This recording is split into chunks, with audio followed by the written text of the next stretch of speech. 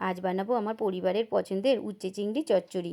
তো বেশ কিছুটা সর্ষের তেল গরম করে তাতে ছোটো ছোটো করে কেটে রাখা উচ্ছেটা দিয়ে চাপা দিয়ে দেবো। এদিকে শিলবাটাতে নেব সাদা জিরে, কালো সর্ষে, পোস্ত আর শুকনো লঙ্কা বেটে নেব। এদিকে ভাজা প্রায় হয়ে গিয়েছে, নুন হলুদ দিয়ে একটু নাড়াচাড়া করে উচ্ছেটাকে নামিয়ে নেব। এতে যে তিতো ভাবটা পুরোপুরি কেটে যাবে। তো তেলে দিয়ে দেবো নুন হলুদ মাখিয়ে রাখা চিংড়িটা দিয়ে একটু ভাজা ভাজা করে তুলে নেব। তো চিংড়িটা ভাজা হয়ে গিয়েছে, এবার ওই তেলে দিয়ে দেবো দুটো কাঁচা লঙ্কা ফাটিয়ে দেবো আর বেশ কিছুটা পাঁচফোড়ন দেবো। দিয়ে একটু ফোড়নটা একটু সেন্টটা উঠেছে, এবারে দিয়ে দেবো পেঁয়াজ কুচি। পেঁয়াজটা একটু বেশি পরিমাণেই দিতে হবে। পেঁয়াজটা ভাজা হয়ে গেছে, দিয়ে দেবো টুকরো করে রাখা আলু। দিয়ে পরিমাণ মতো নুন হলুদ আর বাটা মশলাটা দিয়ে আরও একটু বেশ কিছুক্ষণ কষিয়ে নেব।